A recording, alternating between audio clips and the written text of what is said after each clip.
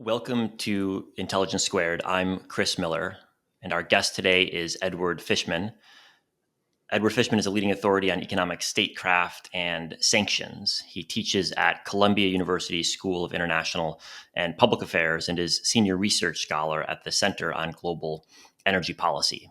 Previously, he served at the U.S. State Department as a member of the Secretary of State's policy planning staff, as well as at the Pentagon as an advisor to the chairman of the Joint Chiefs of Staff. He also worked at the U.S. Treasury as special assistant to the Undersecretary for Terrorism and Financial Intelligence.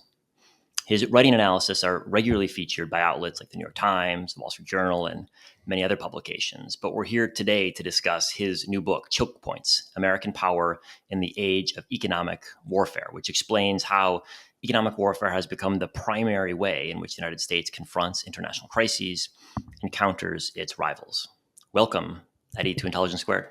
Chris, thanks so much for having me on today. I'm excited for our conversation. Well, let's start with your background because, of course, you're not just a scholar looking at these topics. You've also served as a practitioner in the U.S. government as it developed sanctions, in particular on Iran and then on Russia. So first off, how did you get involved in this sphere? What drew you to sanctions? Sure, Chris. So I was a student of history and international relations in the years immediately following 9/11. And I just remember thinking that there was this paradox that I picked up on in my classes, which is that we were learning that America was the world's sole superpower and potentially the most powerful state that we'd seen since ancient Rome. And yet at the same time, we were struggling to achieve what we wanted in the world. The wars in Afghanistan and Iraq very quickly became quagmires, that were seen as failures. And right when I was sort of, in college, my formative years is when Iran's nuclear program became kind of the top priority for the U.S. National security state. And there was a real debate what to do about it. There were some who were arguing for bombing Iran's nuclear facilities, but it was quite clear that there was no political appetite for another war in the Middle East, and many people didn't think that would work. And so I was really inspired to get into the study of economic statecraft for lack of a better alternative, right? Thinking that military force had lost its efficacy, had lost its political support, and that we needed some solution to Iran's nuclear program, but another war was not viable. And so it was right sort of at that period that the Treasury Department started pioneering new uses of sanctions that, really took advantage of these choke points in the global economy, like correspondent bank accounts, the dollar clearing system. And, a week after graduating from college, I started at the Treasury Department and was, as you said, lucky enough to, get to play a role in the sanctions that led to the Iran nuclear deal, as well as, creating sanctions against Russia after its annexation of Crimea in 2014. And of course, since you left government, the role of sanctions in U.S. foreign policy, as well as the foreign policy of other countries, I think it's worth noting, has probably only increased. You titled your book Choke Points, and I think this concept is really critical for understanding where sanctions do work and where they don't work. So what is a choke point and how do you define it? Yeah, a choke point is a part of the global economy where there's very little redundancy. I think these were created largely in the wake of globalization, and particularly the hyper-globalization of the 1990s, in which we got things like really deeply integrated financial markets and supply chains. And so, sometimes there's a state that will have dominance in something. For instance, textile manufacturing is concentrated in certain countries in East and Southeast Asia. But those aren't choke points because there is redundancy. If they were cut off, if all of a sudden, we could no longer import T-shirts from Bangladesh, we would find somewhere else. We'd find somewhere else to get T-shirts from. What distinguishes a choke point is that there's really only one state that controls, or maybe one state or a small coalition of states that controls sort of the critical components of a process. So I think that the most important choke point that I discuss in the book, and I think that's most relevant for sanctions, is the use of the dollar, where there really isn't any equivalent to the dollar as a medium of exchange or a store of value in the international financial system. But part of the story of the book, and a story that you also tell well in your own writing, is the development of other choke points, including in the semiconductor supply chain, and for AI that we're seeing now, and even in energy supply chains, whether it's oil tankers and maritime insurance.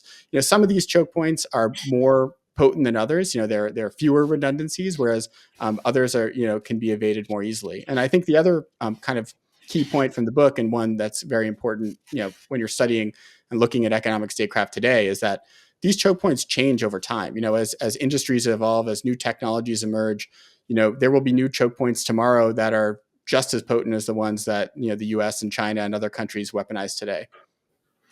And the choke points that we've seen develop over the last couple of decades, to what extent do you perceive these as having been planned versus accidental? I think almost certainly they were, I say certainly, largely they were accidental. And I think this is something that is one of the almost ironic macro narratives of the book, which is that it is actually the neoliberalism, kind of the deregulatory drive of the 1970s, 1980s, 1990s, that does lead to this really thorough globalization of the dollar, first of all, and the American financial system, followed by supply chains, the global oil market, and then, of course, finally with more technological supply chains that really start taking off in the 90s through the present. And so, in many ways, it's a story of the private sector creating these choke points, being enabled by governments that are reducing trade barriers, reducing barriers on things like capital flows, which had been integral to the Bretton Woods system, but were alleviated in the 1970s. And then really the government and the US government primarily, but then as you state, other governments too, like the Chinese, understanding that these choke points could be weaponized. And so sort of as this understanding is built in the US, primarily in the early part of this century, it's not just enough to realize it. You also need the legal apparatus to weaponize these choke points. So you need an American regulatory state to build that actually can do things like sanctions that are impactful. And I think one of the really interesting stories of the book is how financial sanctions, banks kind of used to view them as almost a joke, like a cost of doing business, sanctions violations. It really wasn't until Stuart Levy, who was the first Treasury Department Undersecretary for Terrorism and Financial Intelligence, really started going on a global roadshow threatening banks with things like secondary sanctions, and then also seeing the Department of Justice get involved with significant fines on banks for sanctions violations, that you see the global financial system take U.S. sanctions seriously and basically be conscripted as these frontline soldiers in American economic warfare. Well, I'd love to get into the differentiation between primary and secondary sanctions, but before we turn there, maybe just can you reflect on what makes our current moment similar or different to prior periods of economic statecraft? Because, of course, since the days of Thucydides or even earlier, there's been an interrelationship between foreign policy and economic tools. So, what's unique about the present day? Sure. I think, you're exactly right. Economic warfare is as old as history, and I think you go back to Thucydides, you see, the Megarian Decree is, a classic example of a trade embargo. You see Napoleon and the Continental System, was sort of a form of a trade embargo in the early 19th century. Even, of course, the U.S. Sanctions on Japanese oil shipments leading up to Pearl Harbor.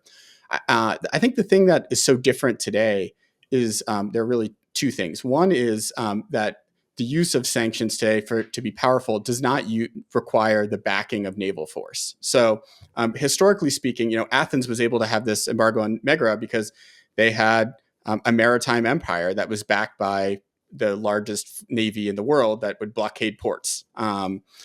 Even you go back to U.S. Embargoes of the 20th century, they were backed by naval force. Of course, the classic British embargoes, and even in the 1990s, the Iraq embargo, that was put in place by the UN Security Council after the Gulf War, was backed by a multinational naval force.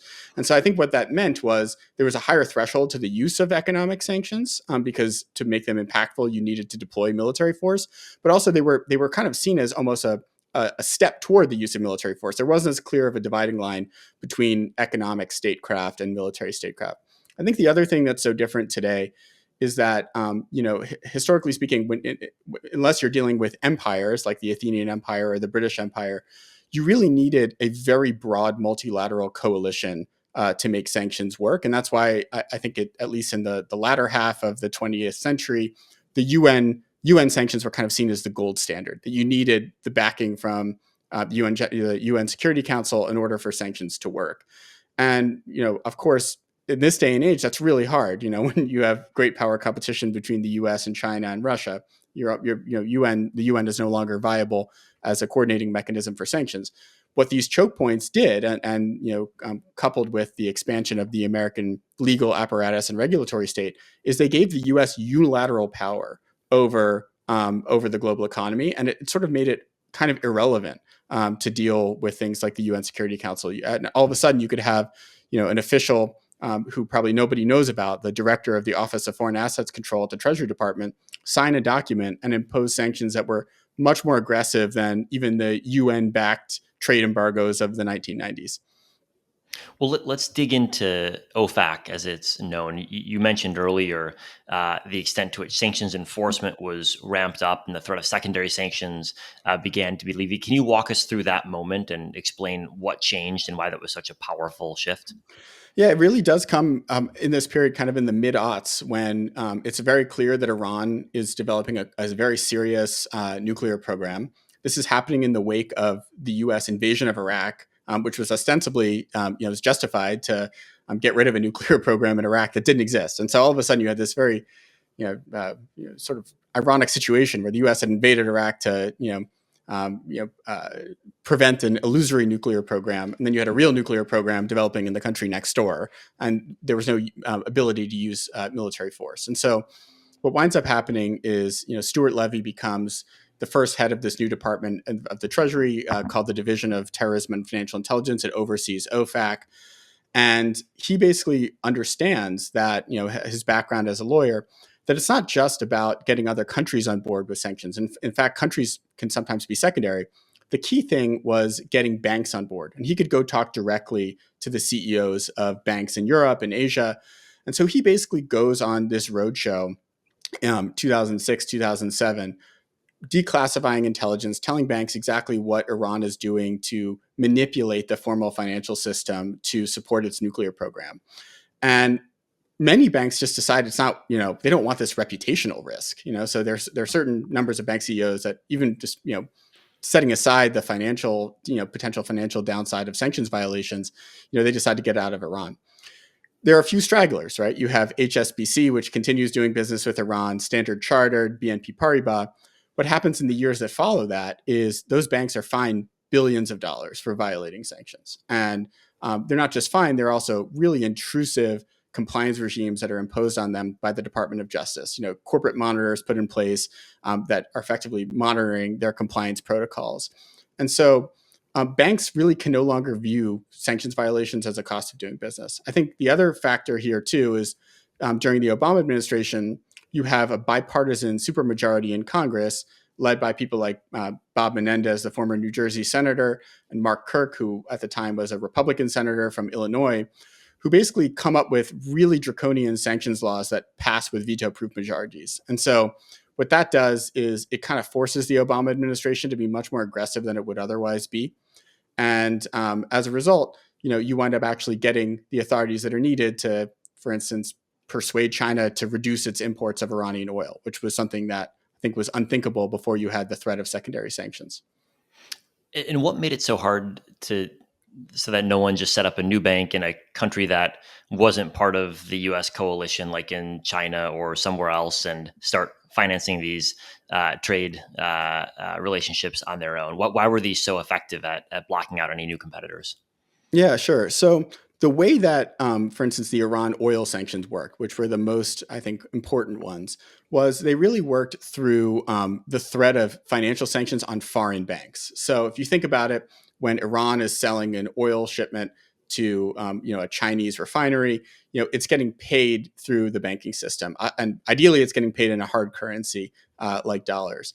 There's going to be a Chinese bank on the other side of that transaction, and so what the U.S. realized was it could go to those Chinese banks and say, "Look, if you pay Iran, and you don't comply with the protocols we put in place, we will sanction you, and that means that you will be fully cut off from the dollar."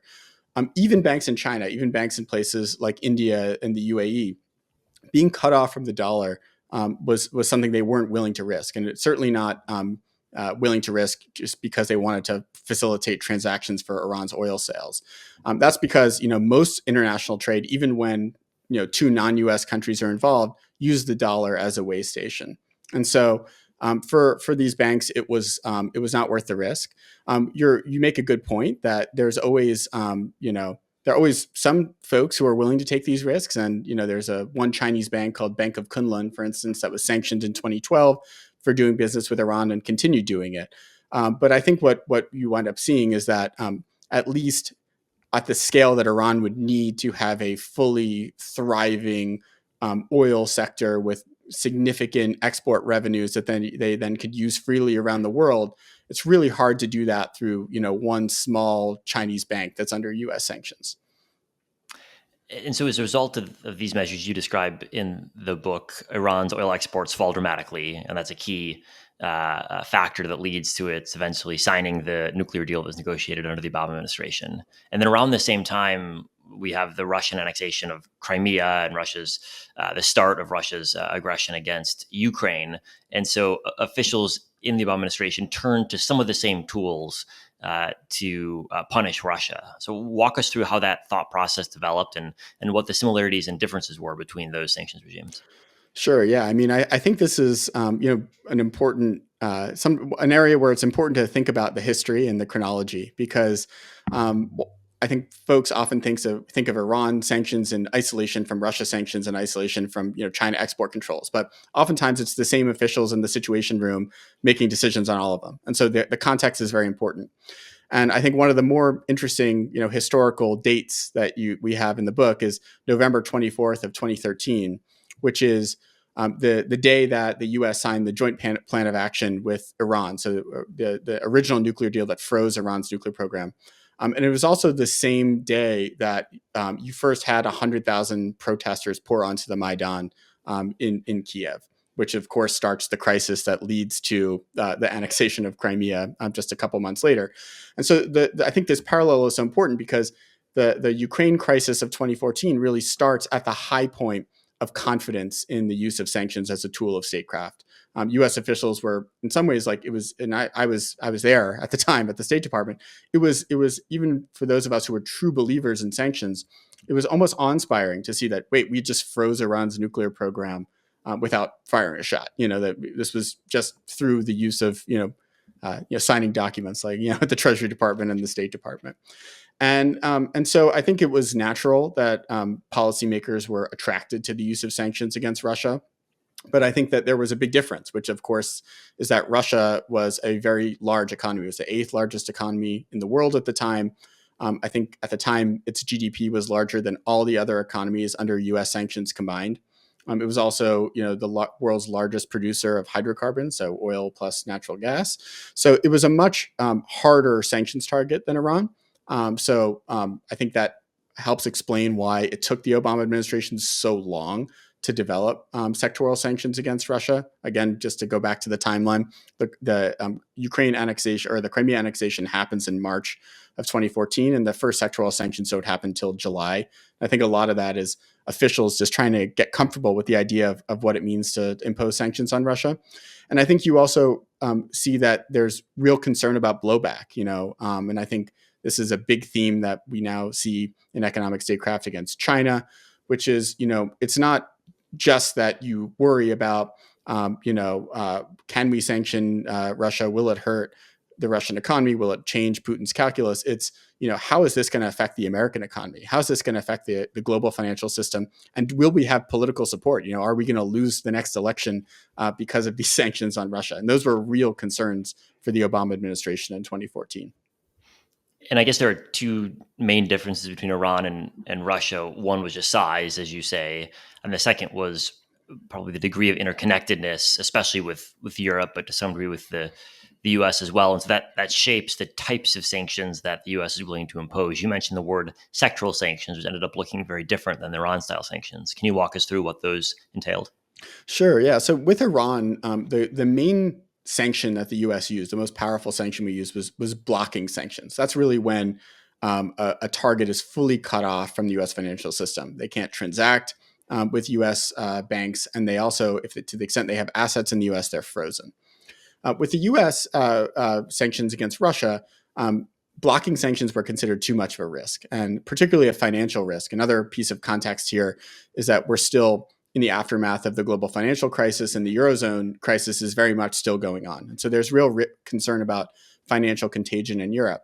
And so, coupled with sort of the European Union, the Obama administration comes up with this idea of scalpel-like sanctions, or capital market sanctions, more specifically, where big Russian banks and energy companies are cut off from financing from U.S. and European banks. So they can still transact, they can still process payments, but they can't get loans, medium and long-term debt. They can't raise equity on U.S. and European capital markets. And so I think the it's a bit jargony, but the idea there is not to create some sort of immediate crisis in Russia, but really to prevent big Russian companies and banks from growing over time. It's more of kind of constraining the economic horizons of Russia as opposed to creating an immediate crisis. I think one of the ironies, though, is in the second half of 2014, you have the oil price collapse. You see oil prices go from over $100 a barrel to nearly $50 a barrel in a matter of 6 months. And as a result, even though these sanctions were relatively mild, they wind up becoming part of this flywheel that pushes the Russian economy into a really dramatic crisis in the winter of 2014, 2015. And so, to your point, Chris, the fact that Russia is so interconnected winds up becoming a vulnerability for Russia, right? It's in some ways, I think one of the interesting lessons here is that the more interconnected an economy is, the more vulnerable they are to sanctions. So even though the Obama administration tries to do these light sanctions, they wind up pushing Russia to the brink of a real serious economic meltdown. So how does that lead you to assess the efficacy of the Russia sanctions in 2014? I think with the Iran sanctions you described, there's a very clear linkage between sanctions imposed, JCPOA being signed. And so sanctions were a key part. You wouldn't have had the JCPOA in the absence of sanctions. What about with regard to Russia? How do you think through the question of did those actually work? Yeah, the Russia sanctions of 2014, I think in retrospect, look a lot worse, I think, than the Iran sanctions leading up to 2015. Part of this was the fact that the crisis took the U.S. government by surprise. So there wasn't sanctions ready to go. It wasn't like Iran, where there were years and years to kind of fine tune the approach. This was something that the Obama administration and its European allies had to sort of put together on the fly. Um, I do think it's possible that the sanctions had some level of a deterrent effect on Putin. Putin's had this plan to basically reconstitute what he called Novorossiya, which are a handful of territories in Ukraine's eastern and southern regions that a number of his propagandists put forward in 2014 and 2015. And it really wasn't until these sectoral sanctions were put in place in that summer that you got the first Minsk agreement, the second Minsk agreement, which freezes the line, and also the formal abandonment of the Novorossiya project. I think we'll never know, really, the extent to which they were deterred by sanctions. I think it's possible there was an effect. I think the thing that looks worse in retrospect isn't so much what the Obama administration did in 2014, 2015. It's the lack of follow-up. It's the fact that after this Minsk agreement, Minsk II, was signed in February of 2015, the sanctions were kind of allowed to atrophy. Both under the Obama administration in the last year and a half of its time in office, as well as during the 4 years, the entire 4 years of the Trump administration. And so I think the lesson that Russia winds up taking from the 2014 sanctions is that sanctions can be really bad for us, and we really need to prepare in the event that we get hit again. But the West just doesn't have the will to keep ratcheting up the pressure against us over time. And so I think that is really where the failure of the 2014 sanctions comes. It's not in the immediate response so much as it's the lack of follow through. And then, of course, I think this is a really dangerous lesson Putin winds up taking into the 2022 invasion. Well, I think also if the Russians learned that interdependence might make them vulnerable, it also could make Europe vulnerable. And perhaps the decision to double down on Nord Stream and other examples of energy interdependence were driven by an active strategy on Russia to increase Europe's own vulnerabilities after the sanctions were imposed. Yeah, and I think it's remarkable, Chris, that Nord Stream 2 is signed in 2015, right? I mean, that just goes to show the level that I think in some ways Putin was right. The Europeans didn't have the stomach for continued economic pressure on Russia. They're going ahead and signing deals that are making them even more dependent on Russian gas right after this. And I think Nord Stream 2 is only the most well-known example of your point of kind of Russian infrastructural plays that they made. I mean, you also have the Power of Siberia pipeline with China that they put in place, and I think this is both to I think mitigate the harm that the West could impose on Russia, but also potentially to try to gain some leverage over China. And that's why you see today China nervous and wary of potentially signing another Power of Siberia pipeline deal.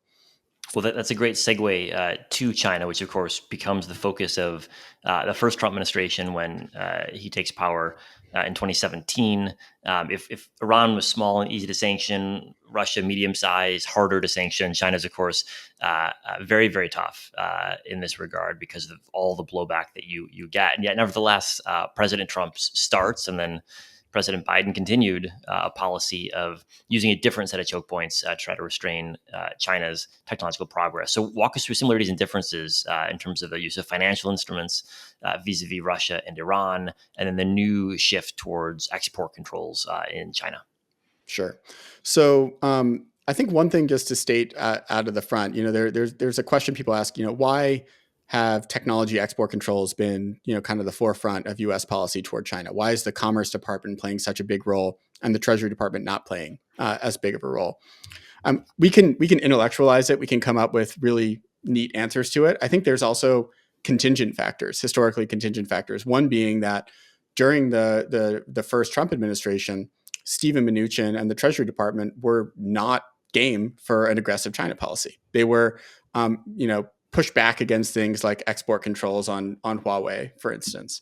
And so, in some ways, it was personality driven. That I think if you had had a more hawkish Treasury Secretary, maybe you would have seen financial sanctions on Huawei, for instance, in 2019, instead of adding them to the entity list, which is what wound up happening. So just want to sort of put that on the table at the beginning. Whereas, we oftentimes say, oh, well, is it because China is uniquely vulnerable to semiconductor export controls? I think to a certain extent, it is an important choke point over China. But I also think financial sanctions on Huawei would have been even more impactful, probably in 2019, to advance the goals of the Trump administration. The semiconductor part of the story, and I think, Chris, this is something you tell in your book extremely well as well, is something that the Trump administration also kind of comes across almost by accident, through initially the ZTE, putting ZTE on the denial order on them in April of 2018. And this ironically also comes out of the fact that ZTE had violated Iran sanctions and then had kind of grossly, violated a settlement that Wilbur Ross had signed, I think, in his first week as Commerce Secretary in 2017. And within a few weeks of that denial order being placed on ZTE, this Chinese telecom company, in April of 2018, it almost goes out of business. They stop. I think there's a statement which says that the primary activities of the company have ceased, which is pretty remarkable. And I think that for people in the Trump administration, the more hawkish wing of the first Trump administration, they wind up seeing this as an aha moment that we can use these sort of export controls as a way to really punish specific Chinese companies. Huawei, the interesting thing there is, now, we think of the Chinese semiconductor export controls primarily driven by the desire to stay ahead of China in artificial intelligence and win the race toward AGI. The Huawei export controls of 2019, and then when they become broader in 2020 through the foreign direct product rule, are really motivated primarily by a desire to check Huawei's 5G dominance. I think that the Trump administration, the first Trump administration, rightly saw the diffusion of Chinese 5G technology, particularly through Huawei, as something that could eventually give China a choke point that it could weaponize that was on par with the dollar, something that would give China tremendous infrastructural, economic power over other countries. And so there was a real desire to check Huawei's expansion, particularly its 5G equipment. And they initially tried to do this through an entity listing in 2019 that has some impact but doesn't work quite as well as they want. And then the real kind of innovation of the Trump administration is the foreign direct product rule of 2020, where they sort of come up with a secondary sanctions equivalent for export controls and are managed to actually get companies like TSMC to stop making chips for Huawei. And then to your point, Chris, the Biden administration looks at what the Trump administration did and said, let's build on this. And they wind up, imposing even broader FDPRs both on Russia and China.